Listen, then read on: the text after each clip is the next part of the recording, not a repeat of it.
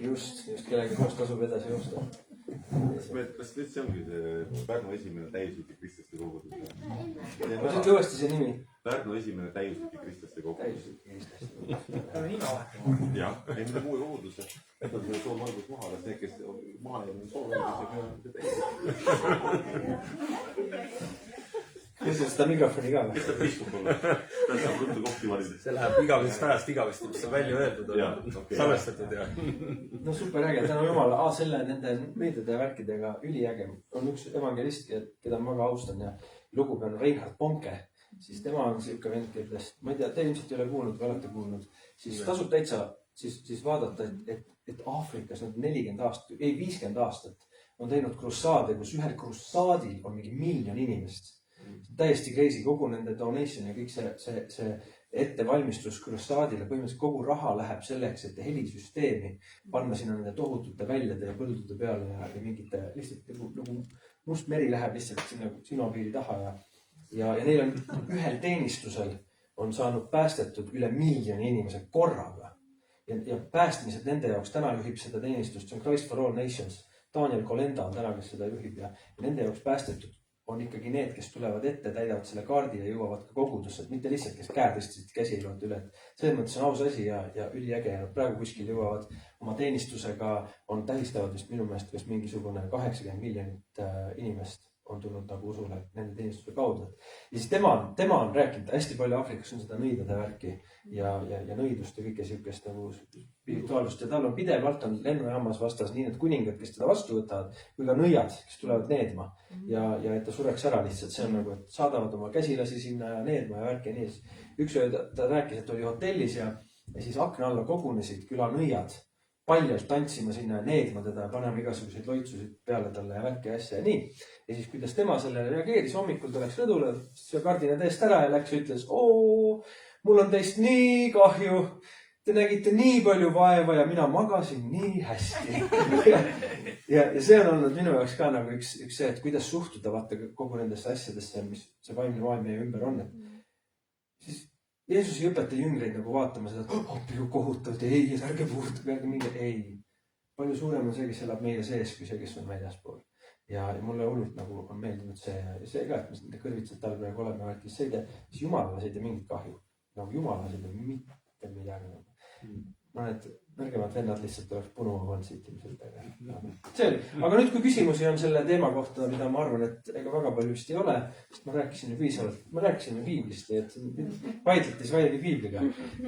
Aga kui on tulnud midagi esile, mida nagu kas üle rääkida või mingeid mõtteid ka esile tulnud, sest nii nagu ma alguses ütlesin ka, et ma usun, et Jumal võib avada ka nagu sinu kaudu nagu mingi kas mõtte või mingi asja, mida sa tunnetasid või nagu näed, et siis julgelt.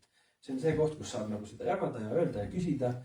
Ja siis vaatame seda saab. Praegu kohe, ennem üldse seda mõtet ja küsimust ei olnud, aga praegu mõtlesin, et Jeesus õpetas 3 aastat jüngreid ja ta õpetas neile meie isa palvet küll, aga seda praktikat, et kuidas jüngrid nagu seda tema lähedust pidid tundma õppima või see, lihtsalt see oligi see, et see oli see, et kus nemad olid niikuinii juba Jeesuse lähedal. Nad ei pidanud õppima Jeesuse lähedal olemise õpetust, praktikat. Ja küsimus see, et kui Jeesus käis oma jüngritega koos ja Jeesus õpetas neil palvetama mingil moel selles mõttes nagu, et jüngrid ise küsisid seda, et õpetas palvetama, aga et kuidas see läheduse tundma õppimine oli, siis see oligi tegelikult teisel viisil, sest et Jeesus oli nende kõrval. Täna on Jeesus meie sees. Ja Jeesus ütleb, et see, mis täna on, see on parem. Paljud on mõelnud seda, et oleks ma 2000 aastat tagasi olnud koos Jeesusega, see oleks olnud võimas ja see oleks olnud vägev. No mõtle nüüd uuesti üle. Kui Jeesus oleks olnud selles külas, siis sa poleks teda näinud, sa poleks teda tundnud, sa poleks teda kogenud. Aga täna on Jeesus kinnitanud seda, et püha vaim elab meie sees 24/7. Et see on palju parem olukord. Ja see ei ole mitte minu ei ütle, et see on parem olukord, vaid Jeesus ise ütles, teile on parem. Sest üks asi on see, et Jeesus väljaspool olles suudab meid eeskujuga mõjutada ja kasvatada ja õpetada värke nii, aga pühavaim suudab meid muuta seestpoolt. Ja see on nagu siuke asi, millel on nagu püsivad ja jäävad kahjustused ja hea mõju. Et muidu küsimus on aus ja hea. Ja pühavaim meie sees, palju parem. Ja pühavaim selles mõttes lisan juurde ka, et ei ole mingi, et on nagu suur Jumal, siis on nagu äge Jeesus ja siis on mingi väike pühavaim. Ei, et nad on kõik vaata see üks sama Jumal. Et see ongi täiesti crazy ka, et ja öeldakse, kirjutatud on, et see sama püha vaim, kes äratas Jeesuse surnust ülesse, on teie sees. Ja ma olen alati nagu kuidagi mõelnud seda, et täiesti huvitav. Minu poeg ei saa mingit juunior püha vaimu, ta saab selle sama püha vaimu, kes on minul. Ta saab selle sama püha vaimu, kes oli Paulusel. Et see on täiesti kreisima, et siin ei ole nagu, et ühel on veits ikka väga pikk püha vaim ja teisel on nagu suur püha vaim. Ei, küsimus on see, et palju sa ruumi talle annad endast tegutseda, eks ole, et see vägi on sama, see püha vaim on sama. Kes sinu eeskujud on? Just sinu andidest, mis annid sul on, et aga kes sinu anni eeskujud on? Ja, see on hea küsimus, sest et kes on minu eeskujud, kelle pealt mina olen näinud nagu seda, mida ma tahan ka taodelda, vaata. Et kristlastena, kui me käime, siis me tea seda, et sina oled alati kellelegi eeskujuks. Siis sind jälgitakse, sa oled kellegi jaoks, sina oled see kristlane. Nii peavad kristlased elama. Nii kristlased räägivad. Nii kristlased teevad. Selline patt on kristlase elus lubatud.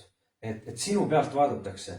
Ja karm on see tõde, et need, kes on nagu, see puudutab, mina nägin seda oma noortetöös, kui ma olin noorte juht, siis ma usun, et need ametid on Jumala seatud, et Jumal laseb tulla mingitel juhtidel, ta annab oma võidmise, koguduse karjastel on võidmine, nad peavadki juhtima nii, aga mina nägin oma noortegrupis seda, et see vaimulik tase, kuhu mina olin läinud, siis minu noored ei läinud sellest edasi.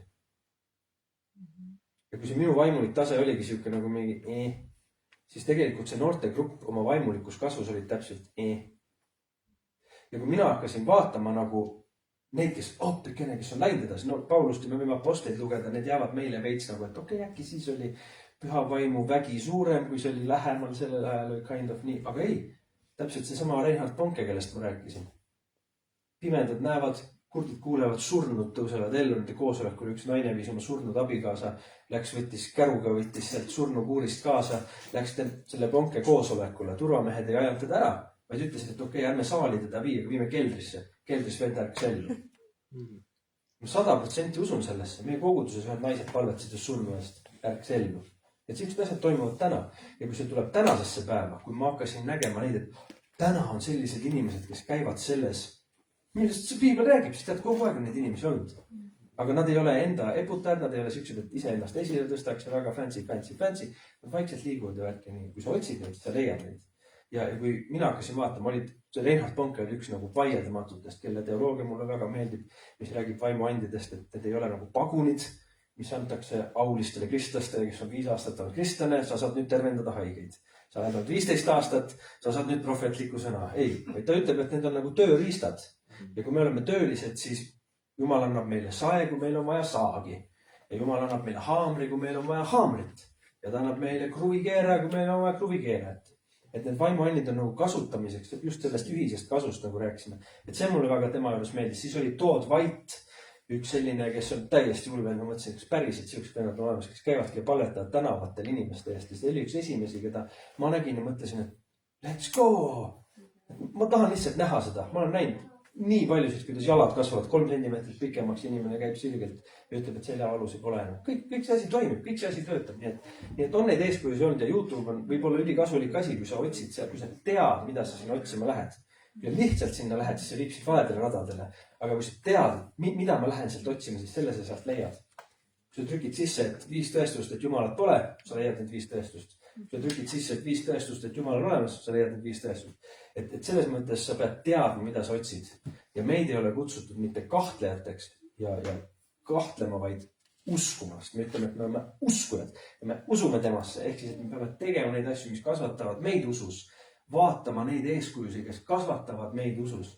Ja täiesti okei on Jumala riigis kopimine. Selles mõttes kopimine. Me ei ole koopiad, nagu ma enne rääkisin, aga suurte evangelistidega koostööd tehes ja liikudes ja nähes, siis nemad ütlesid, et siis üksteise jutluseid nad kasutavad. Üksteise häid näiteid nad kasutavad. Nad ütlesid, kasuta minu näidet, et vaata, et see töötab. Ja see töötab. Et selline, kui sa näed, et keegi midagi head teeb ka Jumala riigis, võta sellist malli, hakka ka tegema. Ega mina ise selle peale ei tundnud, et ma mõtlesin, et ma hakkan kõigile ütlema, et Jumal armastab sind. Ma vaatasin, et kuidas ma nägin YouTube'is mingid venad käisid ja lihtsalt ütlesid, hei, Jumal armastab sind. Siis mõtlesin, seda ma suudan teha ju, suudan öelda.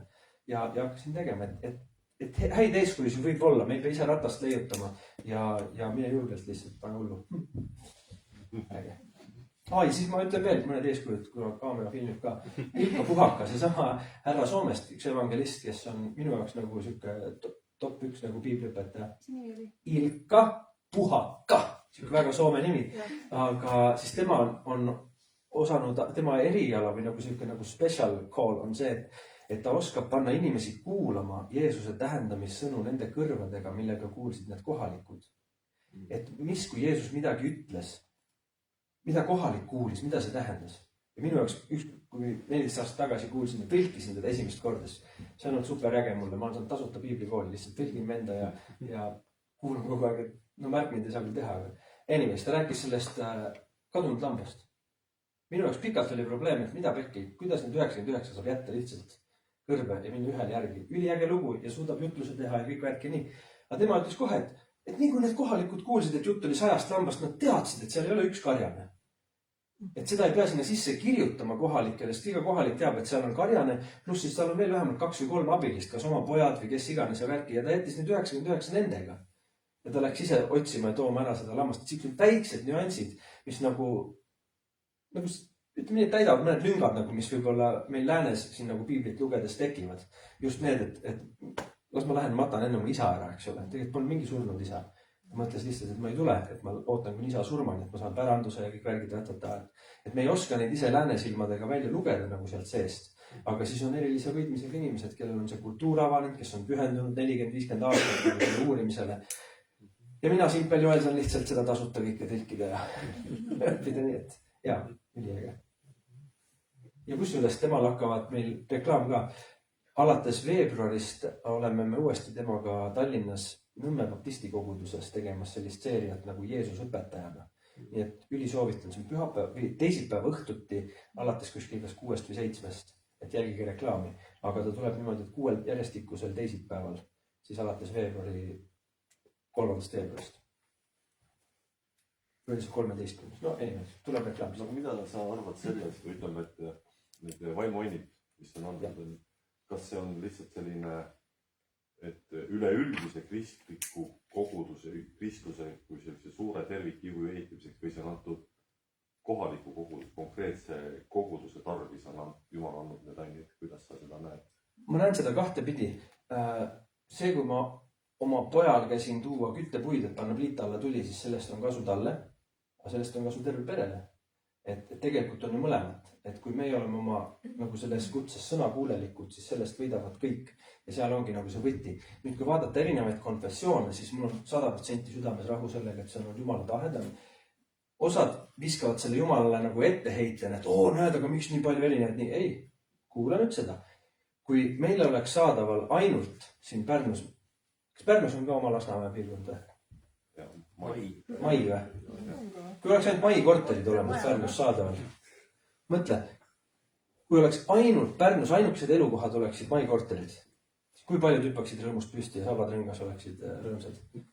No osadele meeldib korteris elada, osadele meeldib elada maal, osadele meeldib elada lihtsalt täiesti metsas kusagil üksi oma talus, nii et kitsed on hommikul, eks ole, ja väkini. Ja samamoodi on Jumal puistanud neid kogudusi üle terve Eestimaa, mis on hästi erinevad. Aga nüüd on iga inimese võimalus, mina ütleks võimalus, mitte kohustus. Kogudus peab igal ühel olema, aga võimalus on valida, et milline on see minule sobiv koht. Kõigile ei meeldi elada korteris, aga osadele raskelt meeldib jälle. Et selle linna müra keskel ja mis iganes, Viru tänaval kuskil seal on majas, mis iganes. Aga keegi, ta läheb hulluks lihtsalt, kui ta peaks üks kohas elama. Ja sellepärast kogudusi ka on hästi erinevad. Osadele meeldivad torniga, osadele meeldivad kõrgetega. No ole ju vahe. Et see on, ja siinkohas, kuna see on nii, siis mina näen seda selliselt, et konfessionaalsel, isegi kiriklikul tasandil, see on niimoodi, et osadel on võidmine mingit tööd paremini teha. Näiteks baptistid, hands down, Eesti kõige suurem noorte kogudus. Piiblipäevad, eks ole. Kõige rohkem noori toob Eestis kokku. Baptistid toovad kõige rohkem kokku. 5-800 noort või palju neid sealt läbi käib ja nii.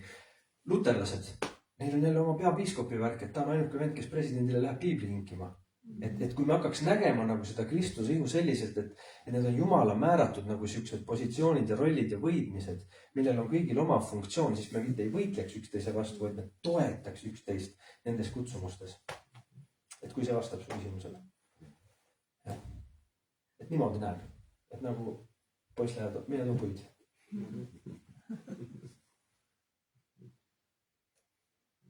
Piinlikkusest ei pea küsima selles mõttes, et mina käin isegi niisuguses koguduses, kus me oleme vaikusega harjunud ja meile raskelt meeldib vaikus lihtsalt. Vahel oleme lihtsalt pool tundi jumalas ja vahel niisugune tunned, seda jutte on palju. Kuidas uued inimesed leiavad üles oma annid, kes on nüüd olnud aasta ja 2 kristlased? Kuidas siis aidata neil need annid üles leida? Ja kas see, mis nagu mulle tundub, kas see on, või meie tundub, kas on siis sama, mis Jumalale tundub? Või on seal veel midagi muud? Et kuidas aidata noorel kristlasel oma annid üles leida, kes on nagu usule tulnud, tuleb kogudusse värki nii. Ja siis, et kuidas tema peaks saama teada nagu sellest, et üldse mingid annid olemas on. No esiteks, üks asi on rääkida, panna ta kindlasti laua taha, õppida pähe, mis need annid on. Siis järgmine pühapäev tulla mingi anniga tagasi. Ei, ma arvan, et Jumala riigis paljud asjad toimuvad nagu hingamine, nagu sisse ja välja hingamine, loomulikult.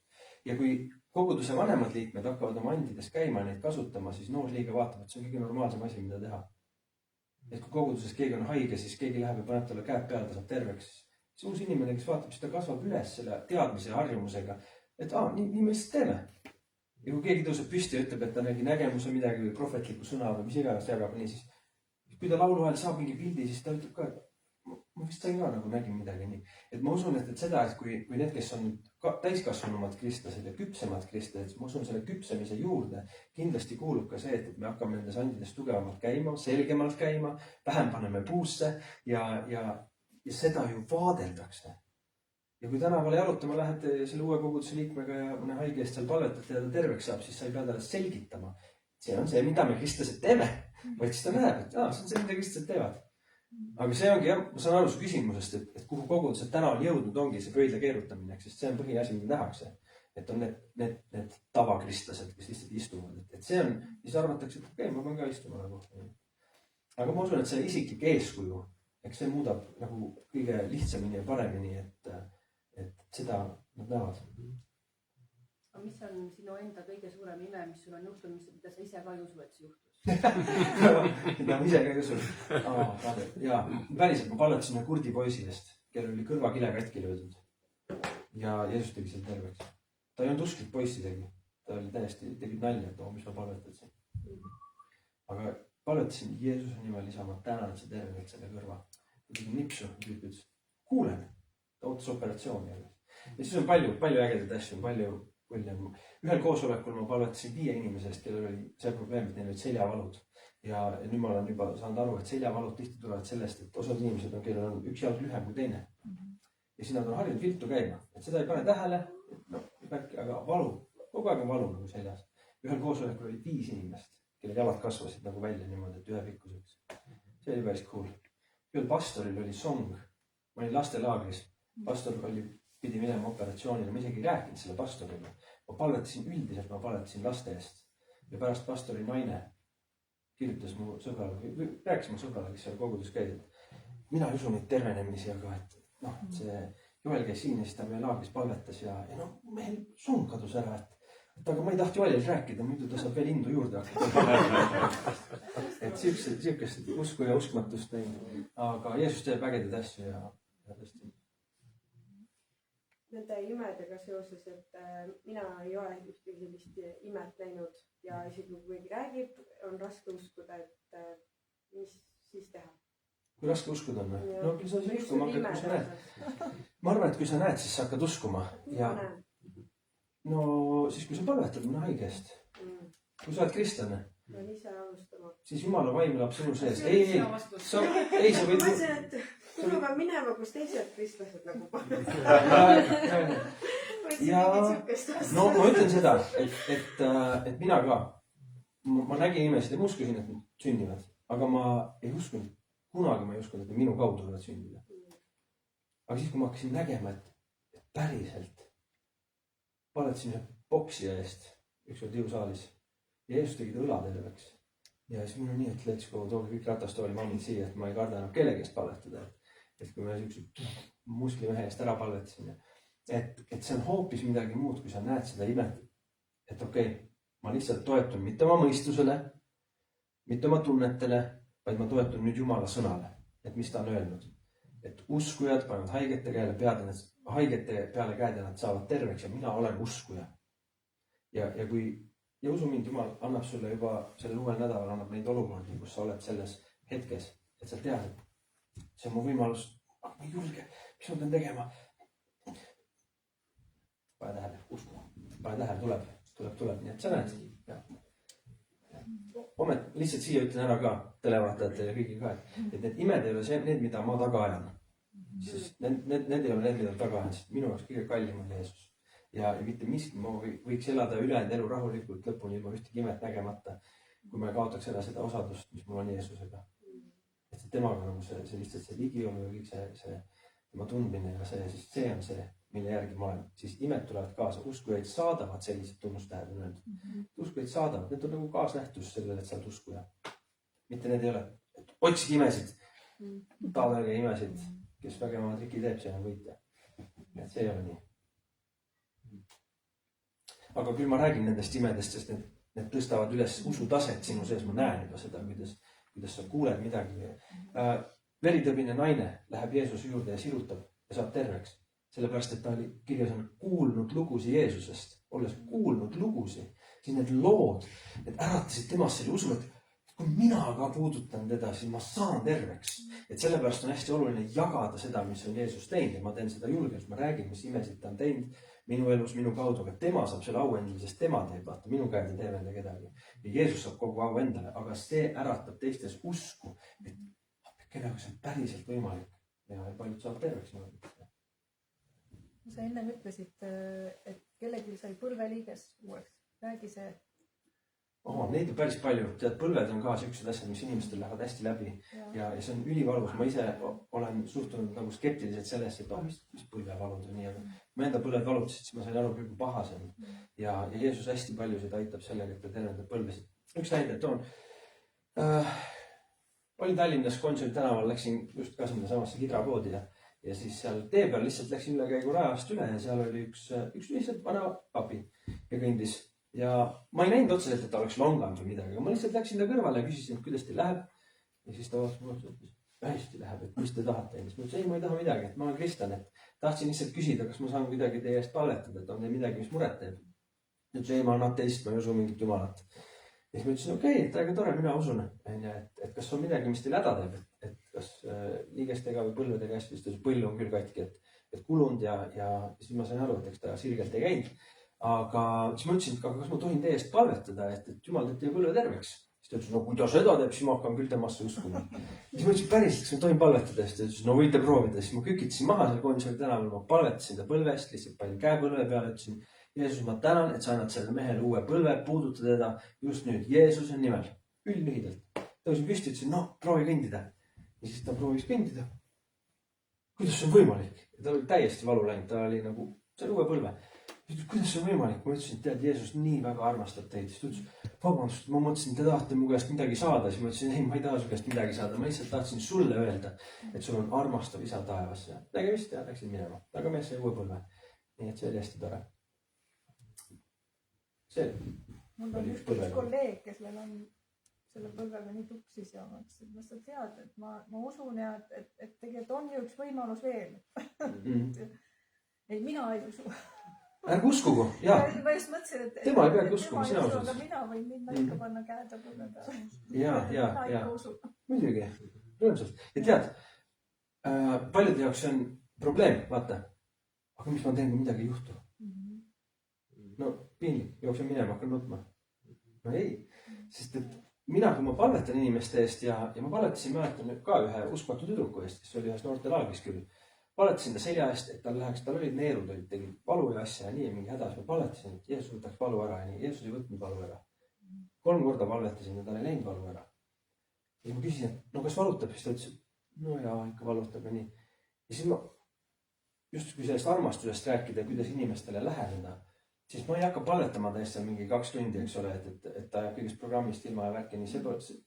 Ma pean ka nagu aru saama, et mõistlik peab olema ja nii.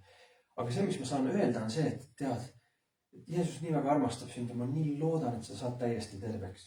Sest inimesed võivad tervenda nii nagu 10 pidalitõbist. Jeesus ütles, minge näidake ennast preestritele. Nad hakkasid minema mineku ajal said terveks. Ja üks tuleb tagasi tänava, eks ole. Või ta saab 2 nädala pärast kõik terveks saada. Või ta ei saagi terveks. Me ei tea miks, aga meil on käest tuleb palvetada. ja meie ei võta seda vastutust enda peale. Aga põhiline on see, et me saame inimesele seda Jumala armastust sellega vaata ju näidata edasi anda. Ilma teda mingisse piinlikusse olukorda panemata, ilma ütlemata inimesele, nojah, vähe usku vist. Kui palju usku oli Laatsarusel, kui Jeesus ta surnust üles äratas? Surnud, jah. Laatsarus, tule välja. Jeesus teeb, mis ta tahab, vaata. Et teda ei takista, ei kõrvitsed, ei nõiad, ei uskmatus, mitte midagi. Ta murrab igalt poolt läbi. Meil on usku olema, kui me ütleme, et me oleme uskujad.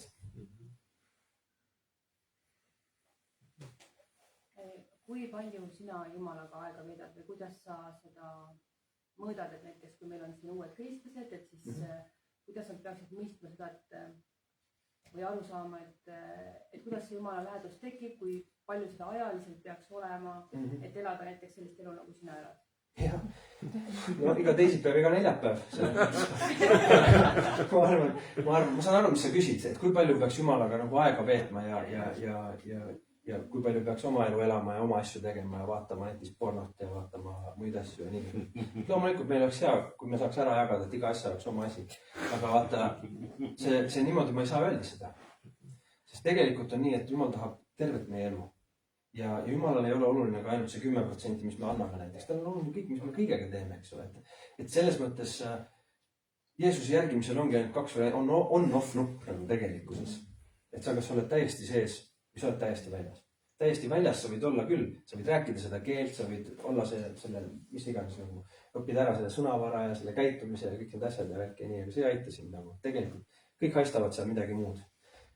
Aga see, kui sa Jeesusega koos oled, kui see tuleb sellest käsumeelsusest, et näed, loe iga päev issa meie palvet ja põlvili rooma trepist üles ja nii. Midagi ei sünni. Sest Jeesus tahab, et teda armastatakse. Ja mis armastus see on, kui sa nõuad, et sind armastatakse. No? Tahab, et see vabatahtlik oleks. Aga ma saan aru, mis sa küsid selles mõttes, et kas päevaloosungi salmi lugemisest piisab hommikul kohvilaua ääres? Või ei piisa? Või peaks lugema 10 peatükki päevas või peaks 50? No üks vend, keda ma tean, kes reaalselt äratab surnud üles ja värki, siis ta ütles, et 50 peatükki päevas on miinimum. Nagu. No mina nii kõva mees ei ole. Võib-olla 10, eks ole. Aga see ei ole kogus, sest ei sõltu, aga sõltub sellest, kui esimest korda ma saan jälle oma näite nüüd rääkida. Kui sellesse Jumala ligi olla nagu pressida sisse, siis mis ma avastasin on see, et üks asi me õpime ära selle palvetamise sel viisil, et me räägime oma jutud ära ja siis uks paugub juba, aga Jumal on alles juba. Ma tahtsin nüüd omalt poolt hakata rääkima, aga sa ei oota kunagi minu järel. Et sa ei oota ära seda, kuni ma hakkan rääkima. Ja siis ma sain aru sellest, et kui ma tema häält palvetamises ei kuule, siis see pole ju vestlus. Siis see on minu monoloog. Et mis vestlus see on, kui ma ei kuule. Ja ma mõtlesin, et ei, ma ei lähe siit enne ära, kui Jumal on muga rääkinud. Ja läks 15 mintsa. Ei läinud ära. Läks 20 mintsa. Mõtlesin, mis külmkapis on. Aga ei, ajasin mõtted peast ära. Proovisin keskend, lihtsalt ootasin, et ei Jumal, ma ei lähe siit enne ära. Kui sa räägid minuga, läks 30 mintsa, läks 45 mintsa ja siis järsku midagi toimus. Et siis kadus aeg ära ja Jumala ligiolu tuli sellesse paika. Ja siis ma sain aru seda, et sa tunned, kui see Jumala ligiolu tuleb. Ja nüüd ta vahel tuleb mul niimoodi, et ma ei jõua autossegi istuda. Kui ma hakkan kuskile sõitma nii, ma tunnen, kuidas Jumala käsi on mu peal nii tugevalt ja nii raskelt ja ma ei pea aga lugema mingi issa meie palvet, et seda ligiolu kuidagi meelitada, aga ma tunnen, et ta on siin. Ja teinekord ma tunnen, et okei, ma igatsen sellesse ja see võtab lihtsalt jälle aega ja ma pean siis seda aega andma talle. Kui meie see suur ärkamine toimus, ma ütlen, et see on püha vaimu ja tulega ristimine, mis meiega tegelikult toimus. Siis üks asi, mis ära kadus meie elust, oli telekas. Lihtsalt see muutus nii mõttetuks. Kui me hakkasime abikaasaga lihtsalt, me olime niimoodi nägupidi piiblis, et õhtul, kui meil lapsed magama saanud, siis üks oli ühest toanurgast, teine teisest toanurgast, 2 tundi läks vabalt, 2 tundi, 3 tundi, me võisime lihtsalt lugeda. Sest ma sain aru, et appi, see on Jumala armastuskiri mulle ja ma ei ole siit igat sõna lugenud. Kuidas ma saan Jumala ees seista või taevas olla, kui Miika tuleb mulle vastu, küsib, mis sa mu raamatust arvasid ja ma ütlen, kes sa oled? No, et kui ma ei tunne seda Jumala sõna, ja siis me lihtsalt lugesime, kui me sellest toitusime, siis juhtus üks asi, mida me ei osanud nagu igatseda ja oodatagi, siis see maailm muutub kogu aeg aina maitsetumaks.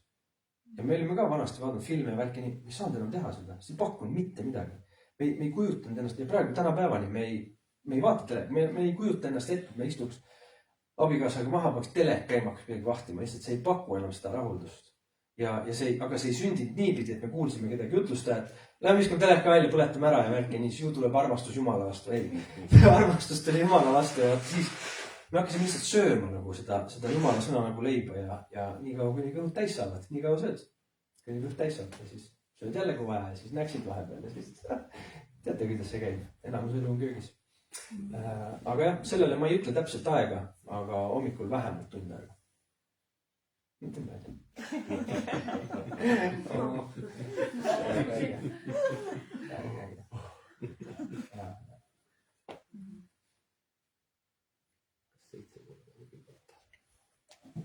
Ja Jeesus ei ütle vaata neid asju ja sellepärast mina ka ma just rääkisime ka Ristoga enne, et kust tulevad vaata erinevate konfessioonide vahel need erinevad probleemid ja mingid, kuidas sina ja kuidas teie, meie, nii. Siis need on need asjad, milles piibel vaata jätab tegelikult nagu selliseks lahtiseks. Et kui palju palletada, millal ja kus see värk ja nii. Aga kui inimesed võtavad mingitest nendest lahtiseks jäetud asjadest väga jäigad seisukohad, et vot nii on õige. Ja siis sellega, et nad ütlevad, et nii on õige, siis nad ütlevad, et kõik teised on valed, vaata. Ja tegelikult piibel jätab nagu lahtiseks selle. Jeesuse juurde ka. Meie isa palve on super hea näide. Seda on, eks ole, mis on Matteuse evangeeliumi kas 6. peatükis või? Ja siis Luuka evangeeliumi 11. on ta ka poolikul viisil, eks ole. Ja Luuka 11, seal tulevad jüngrid Jeesuse juurde küsimusega, et issand, õpeta meid ka palvetama. Ja miks tulevad selle küsimusega? Sest nad näevad, vaata, et kust see Jeesuse nagu see, kõik see värk pärit on. Nad ei küsi mitte kordagi, Jeesus õpeta meid imesid tegema. Nad ei küsi mitte kordagi. Jeesus õpeta, kuidas tehniliselt surnult äratada. Et sul pean jalgade poolt minema. Et nad ei küsi seda, aga nad näevad, et see, milles Jeesus käib ja Jeesus käib isa tahtes. Ta ütleb, et ma ei tee midagi, mida ma ei näe isa tegevat, ei kuule. See tähendab, et Jeesus oli isaga sellises osaduses, et ta kuulis ja nägi kõike, et Betsaida seal tiigi ääres saab ainult üks terveks. Ainult üks saab terveks. Ja miks? Isa ütles, et lähed tervendab selle ühe. Jeesus läheb tervendab selle ühe. Ja jüngrid näevad kõike seda temaga koos käies. Ja siis selle peale nad küsivad, et õpeta meid ka palvetama. Et me näeme, et selles palves ja selles osaduses isaga, mis sul on, et selles on nagu see võtmi. Et see oli see nende jüngrite õige ja hea tähelepanek.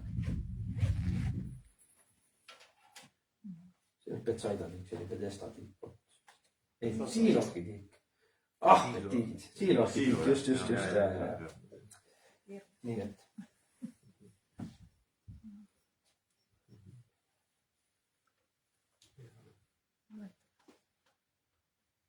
Teeme siis sellise palveosad, paneme selle video kinni. Et mõte on siis see, et